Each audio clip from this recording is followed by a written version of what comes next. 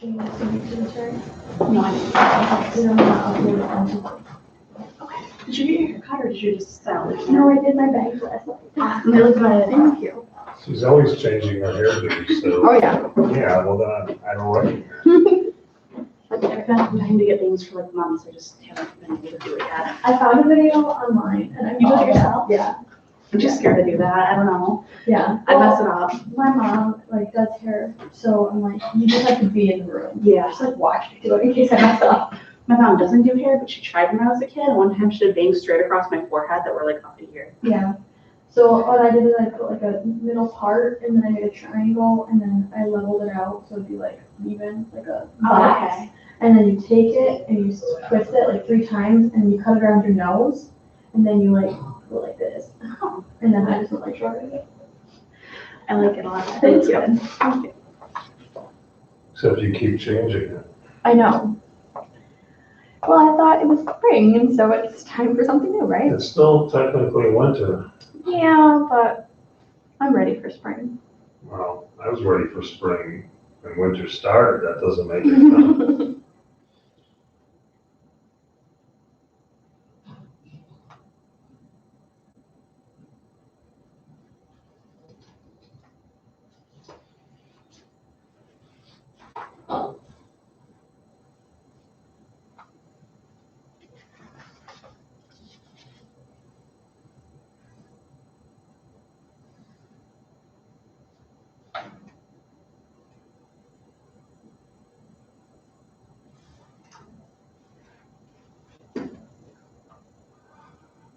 Excuse me. Good thing class hasn't started yet. Hello. Hi.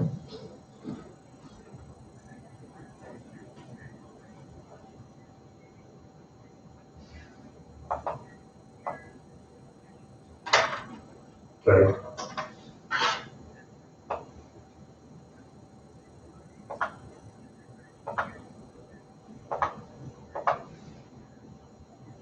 Okay. All right. Yeah.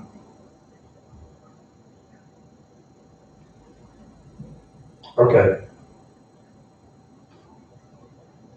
All right. Well, I appreciate that. Thank you. Okay. Thank you. All right. Can we help you, sir? I heard they changed YouTube on you. Well, that was a while ago. Okay, but you're good to go? Well, I don't know what, Corey did something. Because there was the day we couldn't get in and they changed something with the coding, Right. but somebody somewhere fixed it, but I don't know who. I know Corey knew about it, so I don't, somebody. Yeah, we put it help desk fix it in, and so Yeah, so we've been able to, you're back in I business. don't even remember when that happened now. Yeah. But yeah, we're okay. Thank you. Very good. I'm glad we made that. I heard it changed a little bit and it doesn't look the same, so. Well, it didn't, and I kept going back and forth thinking, what am I doing wrong? And it turned out I wasn't. It was just they had changed it. And, Okay. because then Corey came and she goes, you're right. They changed it. So we're back in business. Good deal. Thank you. Sure.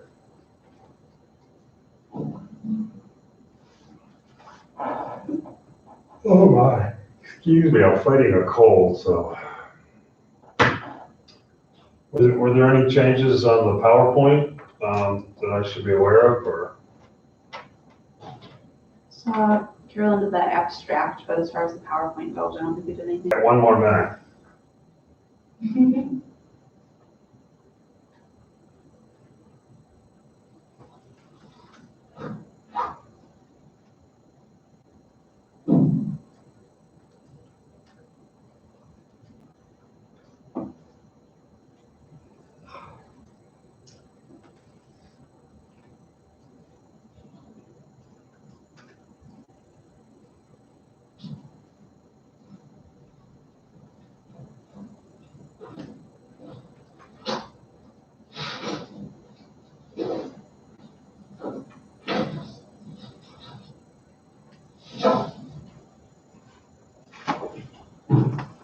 Okay, so I recently, just this couple of minutes ago, went into the simulation website and I see that our opening statement from the president is there, and nice incorporation of the morning greeting on that. I like that. It was a nice little touch. And then all the European Union ones are in there. I was just talking to May on it. Apparently your human rights one is ready, so you can go in. The DPRK is still lagging. I was hoping that she would have put it in by now, but we're trying to catch up. So at least all of the European Union is there, and our opening statement from Palestine. Doesn't appear to be anything else in there. I think because everybody's waiting.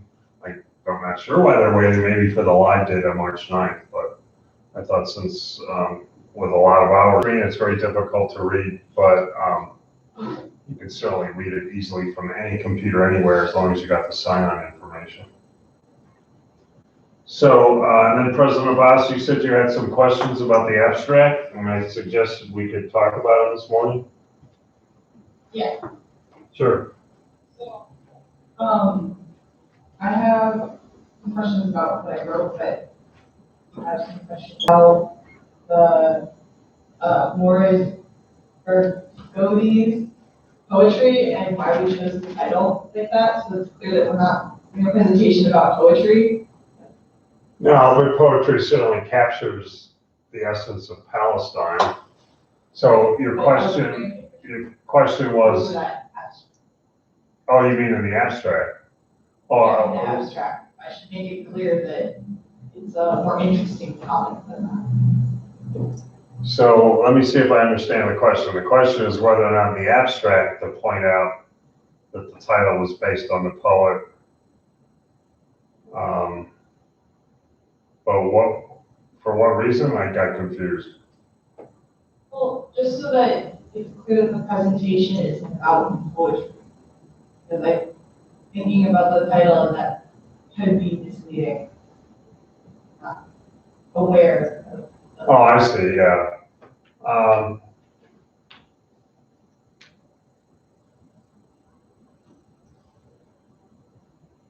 mean, how many words do you get in the abstract? Like, was it? 350 max. Yeah, that's not a lot of words. Do you have room to put that in there? Or? I mean, I'm not entirely sure if you need to do that, but I would defer to the class that, Okay.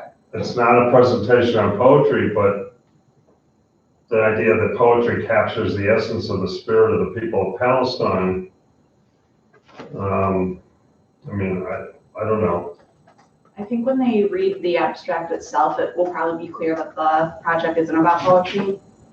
So I don't know if we need to specify that or not. Yeah, that's what I was thinking. I mean, if the abstract talks about what this is about, the poetry is more like an introduction. But I mean, you could have a line even that says the poetry is like a door into understanding Palestine and the Palestinians, if you want to do that.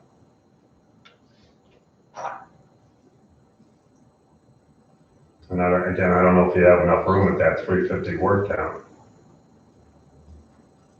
Yeah, I do. Right now I only have 287 words. Okay. So I can add. So we could have something about, we can either put in there, we've chosen to open with poetry because poetry, like I said, is a doorway into understanding Palestine and the Palestinians, since they produce an awful lot of literature and poetry despite everything. Or, something along those lines. It helps you to understand Palestine in a way that just the facts, or it helps you get a better feeling and understanding than just a presentation of the facts. And I'm struggling with words right now, but it's like sometimes you can understand a country or a people better by reading their literature than just by reading a factual description. And I think that's true with Palestine and the Palestinians. So we have sort of a literary introduction because it's an aid to understanding. So it's sort of like a stream of consciousness right now, but I'm just trying to find a way to articulate it that you could use it. If that helps. Yeah, okay, I got that. Okay. So, are you gonna have the abstract ready soon, or? Yeah, I'll probably have to come on Monday. Okay, so that, we could still take a look at it on Monday? Yeah, just so that you guys are all, Yeah, is everybody here okay? yeah, take a look at it though over the weekend too, and like see if I'm missing something, or if there's something I need to add, or ask you to do something like that. Yeah. This is a group presentation, I want everyone. Right, and I don't think I've seen the abstract, but it's on the Google Docs. So we can all see it and edit it. So what? We can all see it and edit it and all the Okay. suggestions. So have you been looking at it? Yeah, I just got, you just did it, this morning, didn't you? Or was it last night? Actually, I worked on it Thursday and I checked up on it this morning, I didn't add anything else. Okay, because I just saw it this morning and I have it open now and I see you have a few comments, so I will look at those, over the weekend. You have comments or the president does? The president made some comments on the Oh, abstract. That's how I wrote down my questions. So it's still a work in progress. Yes, very much so, Okay. but I'll have it. Did you have any other questions other than that one about the poetry, or? Yes, I wondered if I should bring up the opening statements for our, if I should include the made opening statements, or if that wasn't something we were gonna cover in the presentation as an important aspect. Well, wasn't there a part of the presentation where we talked about the simulation? Yes, we left slides for each of the ministries. Well, it was important to mention the opening statements in the abstract if it was at crucial of a part, because we're gonna be doing more with the simulation from now until the presentation. Right.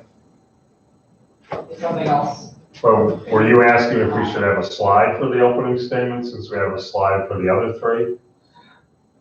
No, I don't think we need a slide Okay, for the general opening statement. I think having something for each of the ministries is more important. okay.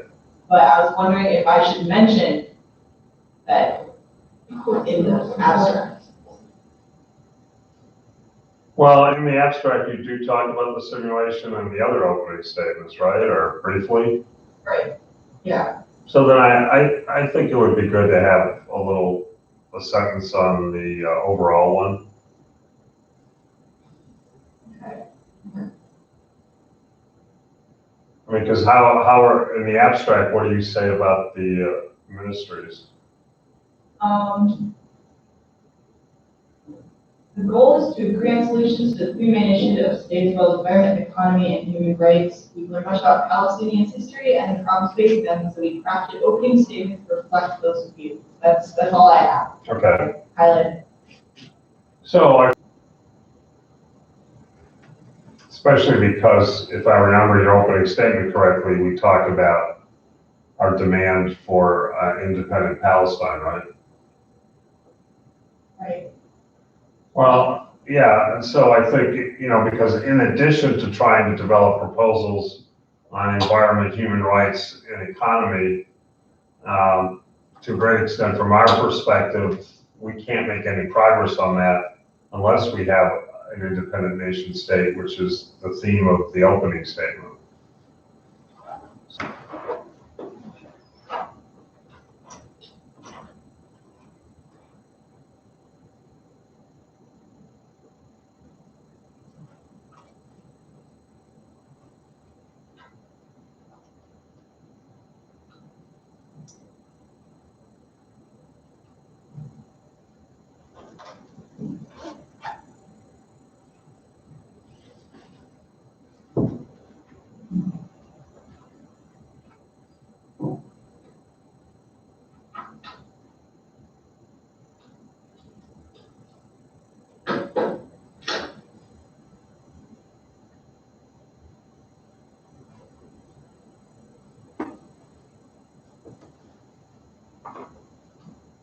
Any other question?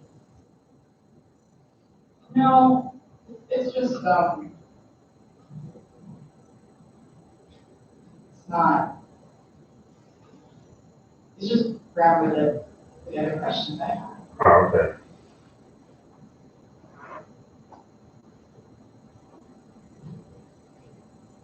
So we're all copacetic, maybe?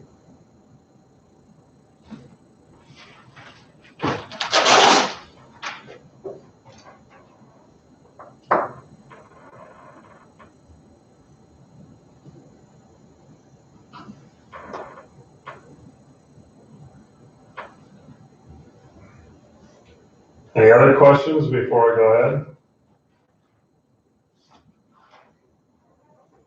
Excuse me.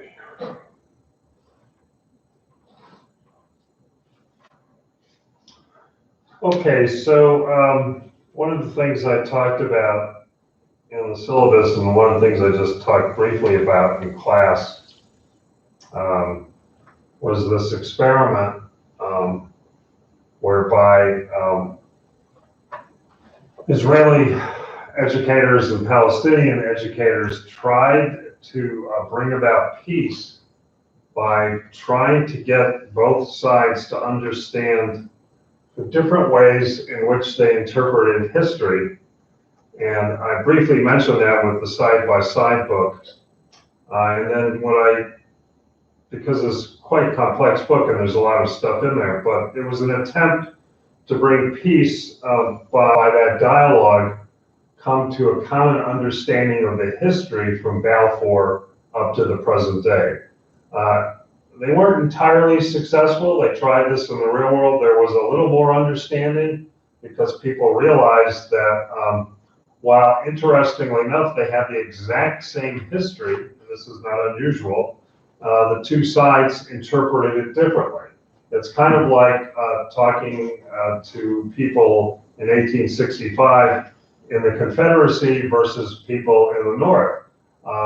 It would be the same history, but and maybe some dates and facts would be the same, but the interpretations of it would, I think, be radically different. And, you know, I always think about a colleague of mine in another school in another state. He's from the South, and he always refers to the Civil War as the War of Northern Aggression, meaning that we should have just let them go. Instead, we fought them to stay back in the Union. So it's a different interpretation of the exact same history. I mean, they can agree about how many people died, for example, difference about it. So I often talk about the asymmetry of power to the document.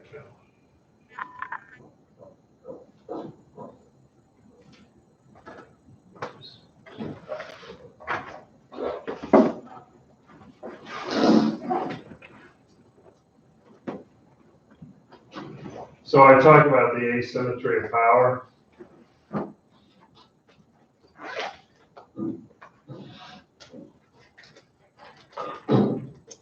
Which means the power is unbalanced. IDF, their weapons, the support of the U.S. Oops, sorry, that's a little off center. And then Palestine, but we have no military to speak of. We've got like a paramilitary force in Ramallah. Is that Israel has all the power when it comes to what we would call hard power, like the use of weapons, and basically we have none. So in order to try to balance that out, we try to be better at diplomacy. And it goes back to your initial question about poetry, that we use our literature, so people are constantly expressing themselves in poetry and other ways. And also we use our literature to, if you will, prick the conscience of the world. So we use the pen, as the one poet said, the pen, you took away my guns, but you left my pens. And so for the Palestinian, the pen is a weapon. to prick the conscience of the world to try to do something about this. But it's also our way of expressing ourselves, sort of therapeutic, that by writing this stuff down, it may not change it, but it allows us to survive. But also, by this literature getting out into the broader world, it may actually change it by asymmetry of narratives.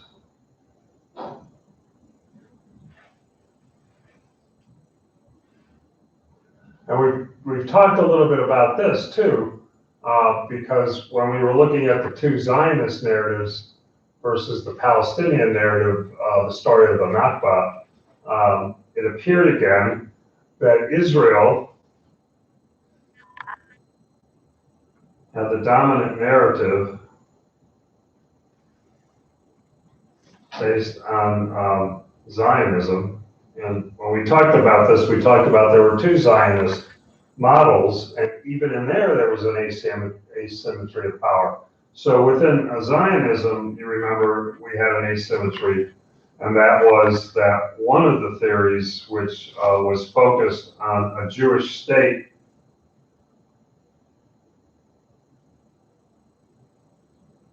as opposed to universal justice for all people, not just Jews.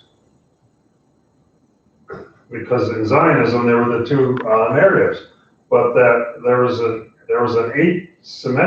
asymmetry in Zionism, because the Jewish version, but the Jewish state is, the other one's Jewish too, but it's this whole idea that we have to have this Jewish state, not just a homeland, but a nation state. That became the dominant narrative. It's dominant Israeli narrative versus the Palestinian narrative, which is our story of the Nakba, the catastrophe, which at least since the Nakba in the late 40s, but going all the way back to the Balfour Declaration, was our version of what happened, that we were forcefully removed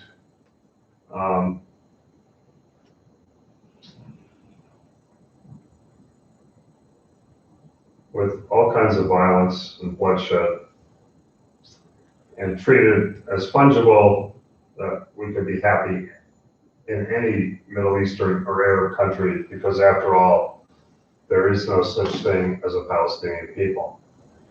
But then to make it even more complex, we still have another asymmetry of narratives.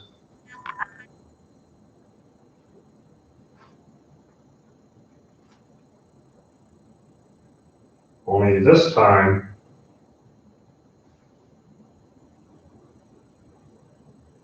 it's in the favor of the Palestinians, because Palestine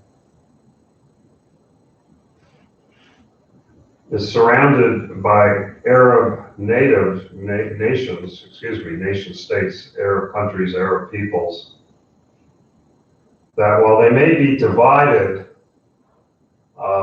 among themselves, both with respect to the world and to their own solution to the situation, to the Nakba, at least they're pro-Palestine. So we have friends.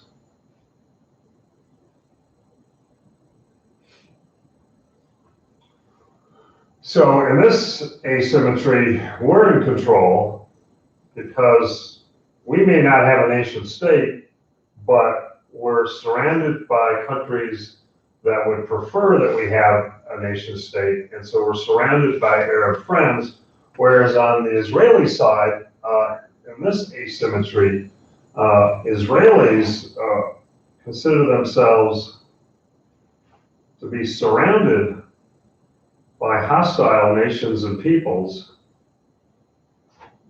because they are the only Jewish state in the Middle East. And they realize that a lot of those Arab countries and Arab peoples are pro-Palestine, are often anti-Israel, and they're enemies. There are three asymmetries, well, four actually. This would be number one, where militarily, they have more power than we do. I guess we can make this even more clear. Well, let's call it military power. It's also political power, but it's certainly military power. And then when you get to the asymmetry of narratives here, it's the stories that we tell about ourselves. And as I said, the Israelis have the power and we don't, although ours is somewhat increasing because it's the dominant Zionist theory that overshadows the theory based on Nakba. But then within Israel itself, within Jewish people themselves, including the diaspora, because there are always two theories of Zionism, there's, if you will, a mini asymmetric relationship because it's this dominant thing that says there's got to be a Jewish state in a homeland, a nation for the people based on biblical interpretations. So that in this mini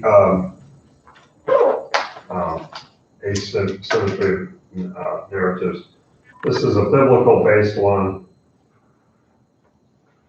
And with using the Bible as a legal document and a historical document. And then you've got the universal justice one, nations. It's just this sort of idea that we are different because if you're religious, it was ordained by God. If you're not religious, it's just the nature of what it means to be Jewish, that it's our role in the world to bring about universal justice for Jews in the homeland, Jews in the diaspora, and then all of humanity. So we're special in that respect, that we're sort of like the conscience of the world, and it has always been a part of who we are. The problem is this one dominates that one. And then, so in all of these, if you look at the well, we should call this number 2, I guess. We'll call the mini one number 3. In 1, 2, and 3, Palestine is sort of on the losing end of the stick. But when we get to number 4, and this was one of the things that came out of the project, where Jews and Israelis were trying to say, well, you know, and that was the point of trying to get them to understand each other. We understand that you don't have a military. We understand that the dominant Zionist theory about the need, absolutely essential need based on the Bible to have a Jewish country overshadows your experience through what we call a Nakba. But then the Israelis tried to get the Palestinians to understand, and this was the point of the project, although the project is much broader than this. It was to get both sides to understand each other, and there was some success with that. So in this asymmetric relationship of the narratives, number 4, it was the Israelis saying, look, I know you feel like you're under threat, but quite frankly, so do we. And although badly divided, we're here in this tiny little plot with this tiny little population surrounded by, and we're trying to survive in a sea of hostility. And so what the project sponsors tried to get both sides to understand that obviously there are differences, and typically Israel has the power in the asymmetrical relationship. But on this one, they're trying to get the Palestinians to understand we're also fearful.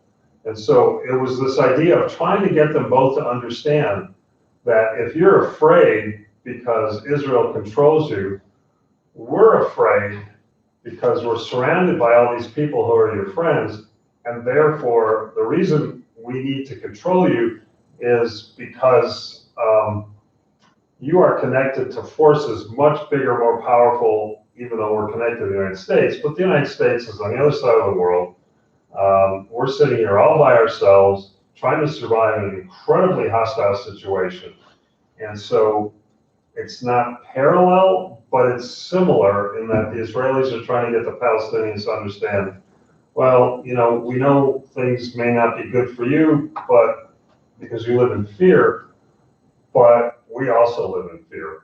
And so what comes out of this one is that they're both fearful, and that's got to be a very difficult way to live. So this project was trying to find a way to get to the point where we could maybe understand each other better because we have something in common. And one of the things they have in common is fear of an attack or an outbreak or a riot.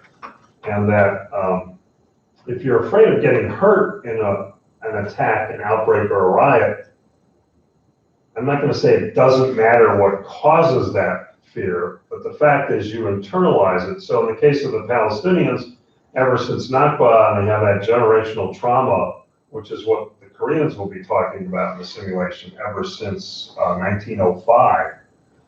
And, you know, when we tried to come back based on our biblical claim, people tried to stop us.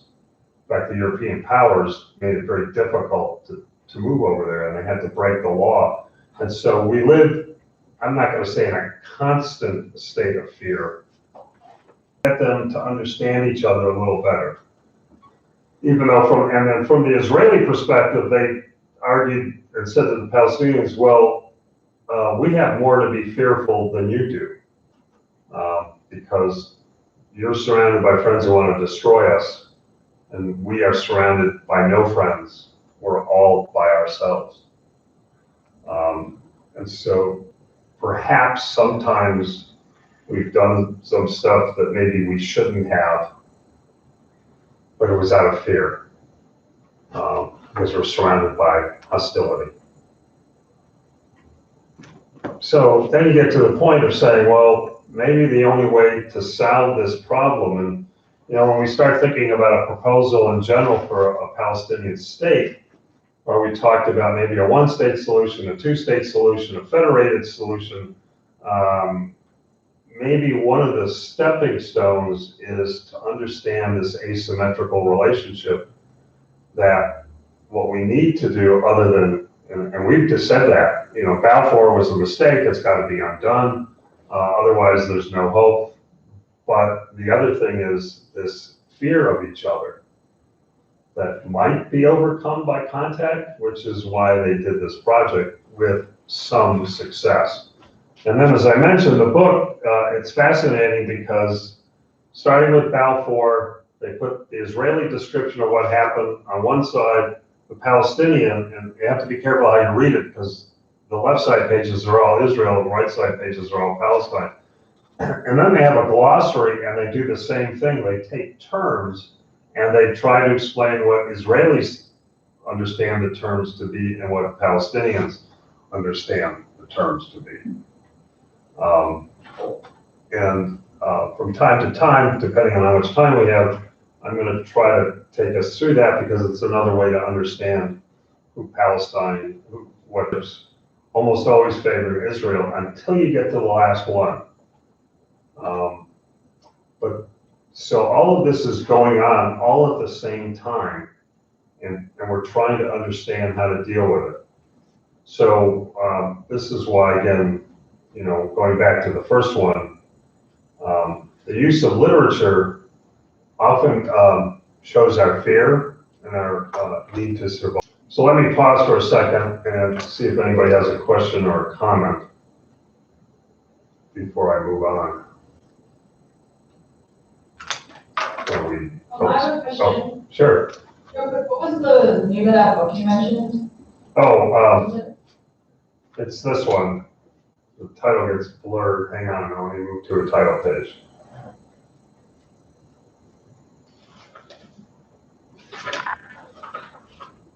The title page.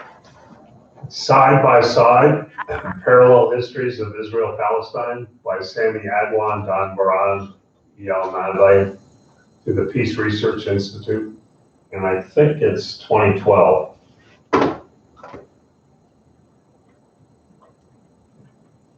And it talks about this process that they have to bring about, but then it goes into the history. And this one I got through Interlibrary loan from the Buff State Library. which obviously is much bigger than we are. And it's quite a thick book. There's a lot going on here. But one of the things, because there's so much going on in there, I wanted to focus on 3 UN resolutions affecting Middle East. Unless somebody else has another question or a comment.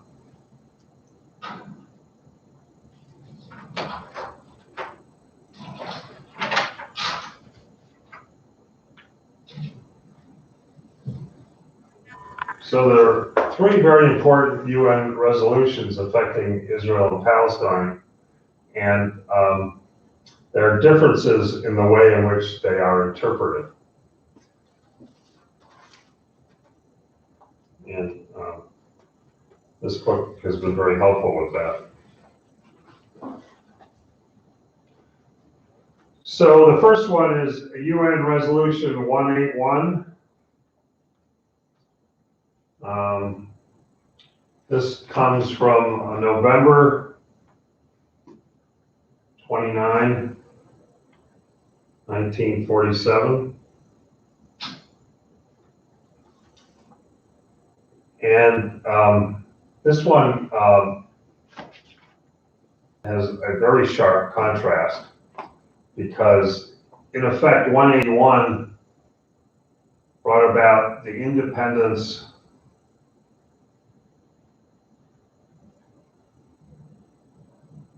of Israel as a nation state.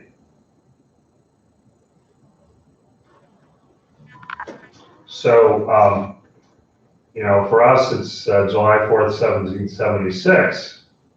For the Israelis, it's November 29, 1947, because that UN resolution made Israel possible, even though that's often dated from May 15th, and I'll talk about that in a moment.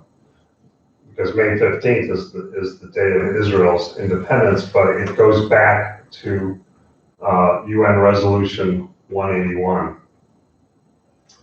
So just reading from the Israeli side, it says, on November 29, 1947, the UN General Assembly approved by a 2/3 majority vote a proposal to create 2 independent states in the land of Israel, a Jewish state and a Palestinian state side by side, Resolution 181. So 181, which is quite some time ago, the UN General Assembly adopted the 2-state solution.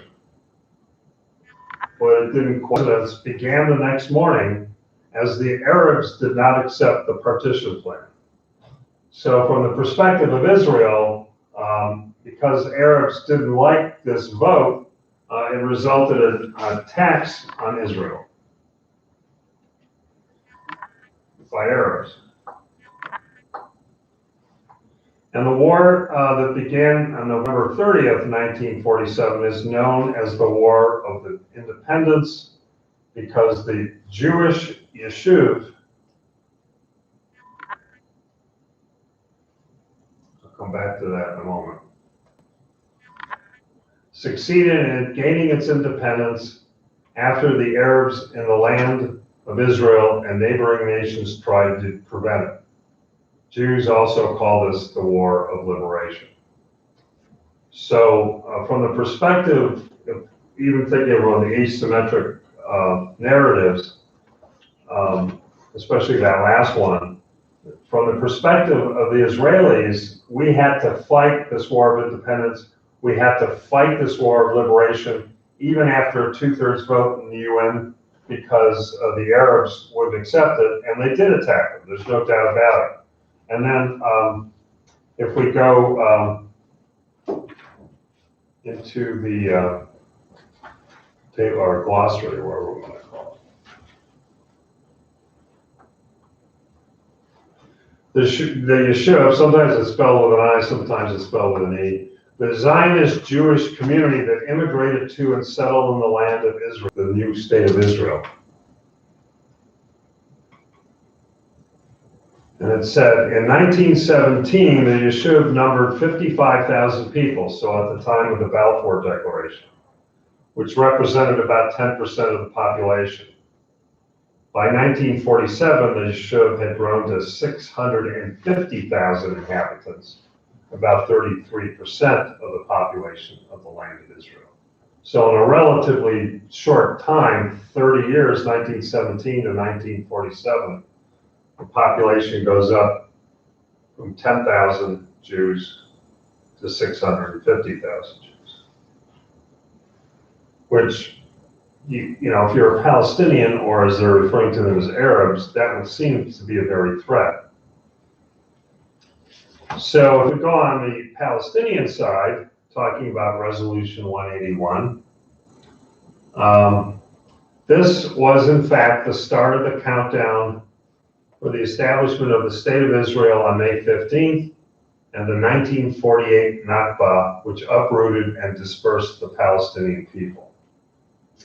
So the Israeli side sees this as leading to their independence on May 15th to May 15th, 1948, but the Nakba and the Arab armies in the 48 Palestinian War, the Arabs' acceptance of the truce, the displacement of most of the Palestinian people from their home cities and villages, and the emergence of the refugee problem and the Palestinian diaspora.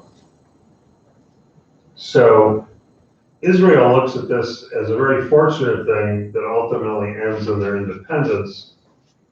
Palestinians look at this as something, a catastrophe, that several things happen. The Arabs lose the war, the Arabs accept the truce, and then that starts the removal of the Palestinian people from their land. And while the Jewish population in the land of Israel grew to 650,000, it is estimated that 750,000 Palestinians forcibly removed, often by violence and threat of violence, out of their homes and their villages, which they had occupied anywhere from. This resolution allowed the Jewish diaspora, the Yishuv, to return. But from the Palestinian side, this resulted in the Palestinian diaspora begins. And remember, with the Palestinian diaspora, because folks were taken out of their homes and their villages, there was what we call internal displacement,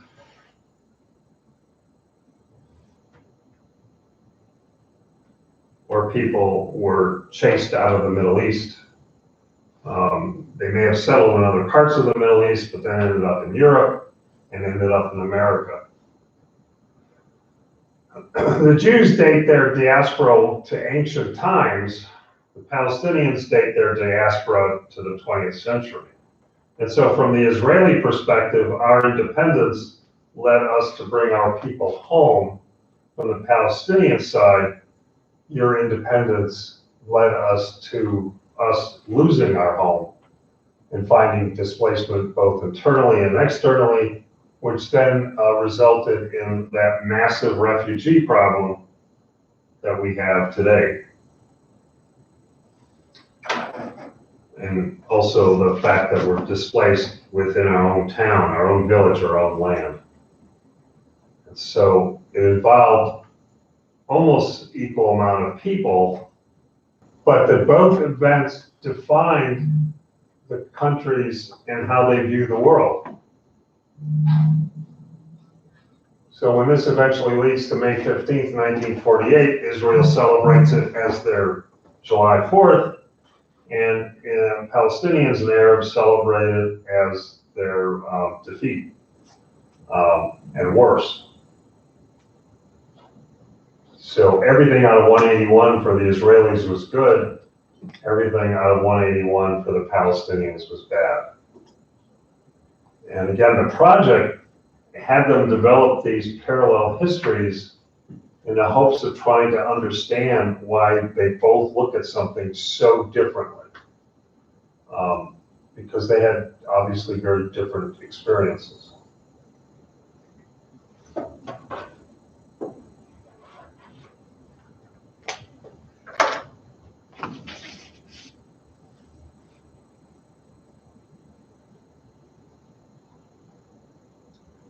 So from the Israeli side, it goes on, the war is generally viewed in two parts.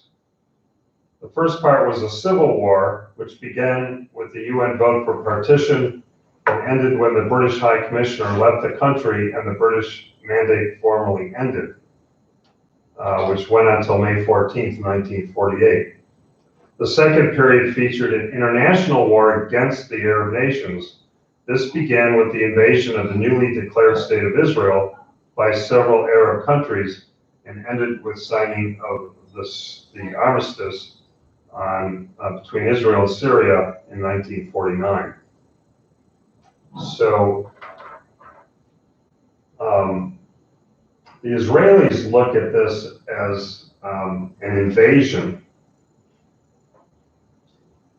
by the Arabs to destroy Israel, which then feeds into their fear because we're surrounded by enemies who obviously in 1948, 1949 did invade us because we declared our independence, the United States accepted it, and you're still trying to destroy us.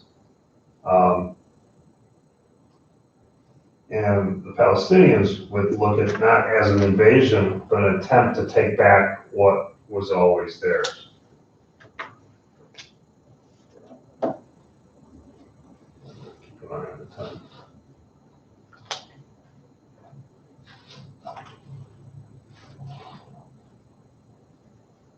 So the Civil War phase involved three principal forces: the British, the Jews, and the Arabs. Immediately began a withdrawal. Their troops were also gradually withdrawn so that Britain's military capability in the country decreased as time went by. The maintaining units stayed to maintain order. The British wanted to get out of the land of Israel without any British soldiers being harmed. And both sides also tried to avoid any confrontation with the British as the withdrawal neared its completion.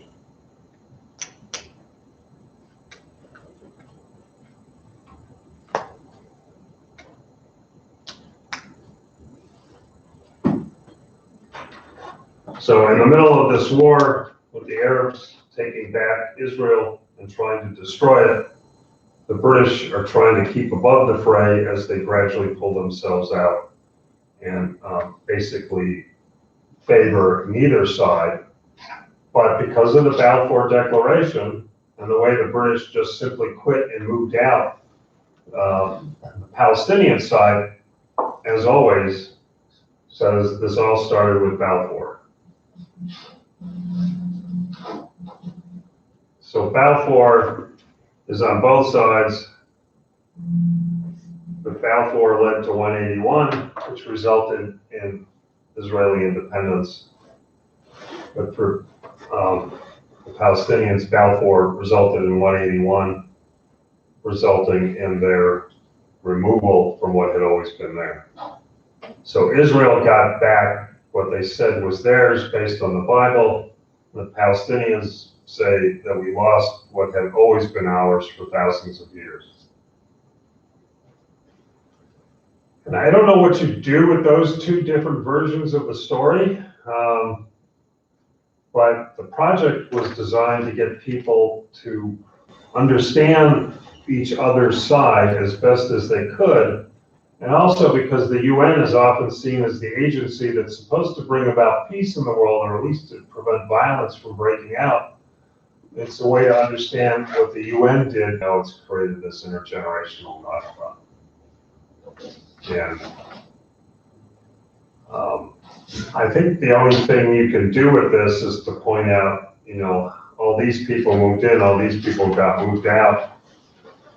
But if one side says this is good, and the other side says this is bad,